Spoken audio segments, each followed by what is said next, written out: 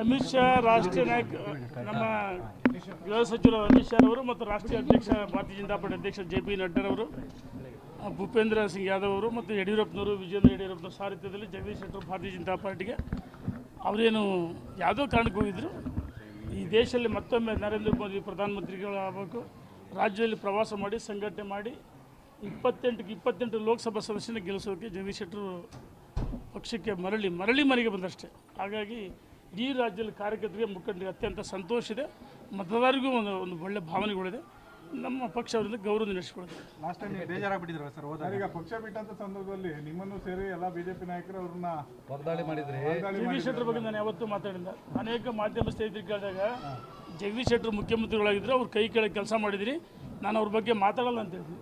ಒಂದು ವೀಸಲ್ಲಿ ಜಗದೀಶ್ ಶೆಟ್ಟರ್ ಬಗ್ಗೆ ಮಾತಾಡೋ ವಿಡಿಯೋ ಇದ್ದರೆ ನಾನು ರಾಜಕಾರಣ ಬಿಡ್ತೀನಿ. ಪವಿತ್ರ ವಸ್ತು ಅವ್ರಿಗೆ ಟಿಕೆಟ್ ಸಿಗದೆ ಇರೋದು ನಿಮಗೆ ಅಸಮಾಧಾನ ಇತ್ತು ನಿಮಗೆ?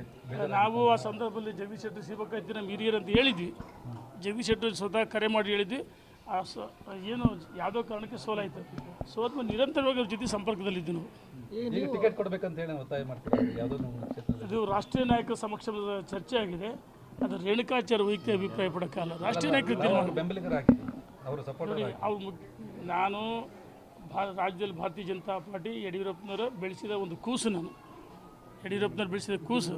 ಮತ್ತು ಜಗದೀಶ್ ಶೆಟ್ಟರ್ ಸರ್ ನಮ್ಮ ನಾಯಕರು, ಅವರು ಮುಖ್ಯಮಂತ್ರಿಗಳಾಗಿದ್ದರು, ಅವ್ರ ಕೈ ಕೆಳಗೆ ಕೆಲಸ ಮಾಡಿದ್ದೀನಿ, ಅವ್ರ ಬಗ್ಗೆ ನಮಗೆ ಗೌರವ ಇದೆ. ಪಕ್ಷ ಏನು ತೀರ್ಮಾನ ಮಾಡುತ್ತೆ ಇದು ಬಿಟ್ಟಂತ ಸಂದರ್ಭದಲ್ಲಿ ಅಲ್ಲಿ ನನಗೆ ತುಂಬಾ ಅವಮಾನ ಆಗಿದೆ. ಅದು ಈಗ ಪ್ರತಿ ದಿವಸ ಯುದ್ಧ ಮಾಡೋಕ್ಕಾಗತ್ತಾ? ಗಡಿ ಬಾರ್ಡರ್ದಲ್ಲಿ ಒಂದ್ಸರಿ ಯುದ್ಧ ಆಗುತ್ತೆ, ಅದಾದಮೇಲೆ ಸಾಮರಸ್ಯ, ಸಂಘರ್ಷದಿಂದ ಸಾಮರಸ್ಯ. ಹಳೆಯಕ್ಕೆ ಮರಿಬೇಕಲ್ಲ, ಅದನ್ನೇ ರಿಪೀಟ್ ಮಾಡ್ತಿದ್ರು. ಮುಂದೆ ಪಕ್ಷ ಸಂಘಟನೆ ಆಗ್ಬೇಕಲ್ಲ, ನರೇಂದ್ರ ಮೋದಿ ಪ್ರಧಾನಮಂತ್ರಿ ಆಗಬೇಕು.